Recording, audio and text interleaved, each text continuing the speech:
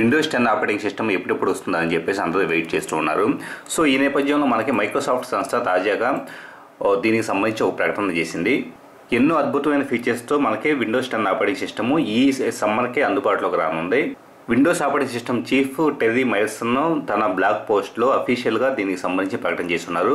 We continue to make great development progress అని చెప్పేసి అంటూ 190 కంట్రీస్లో 111 లాంగ్వేజెస్లో విండోస్ 10 అనేది మనకి ఈ సమ్మర్లో అందుబాటులోకి రానుందని చెప్పేసి స్పెసిఫిక్గా మెన్షన్ చేస్తున్నారు. ఇక్కడ సమ్మర్ అంటే కనుక ఇది పర్టికులర్ ప్రకటన అనేది చైనాలో చేయబడి ఉంది.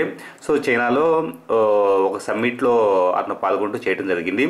సో చైనా పరంగా చూసినా కావచ్చు, లేకపోతే యుఎస్ పరంగా చూసినా కావచ్చు, జూన్, జూలై, ఆగస్టు మంత్స్ని సమ్మర్గా కన్సిడర్ చేస్తుంటారు. సో ఈ జూన్, జూలై, ఆగస్టు ఈ 3 monthsలో ఎప్పుడైనా మనకి విండోస్ 10 ఆపరేటింగ్ సిస్టమ్ ఖచ్చితంగా రిలీజ్ కాబోతోంది. సో మీరు ఆల్రెడీ విండోస్ 7, విండోస్ 8 వాడుతుంటే కనుక విండోస్ 10కి రెడీగా ఉండండి.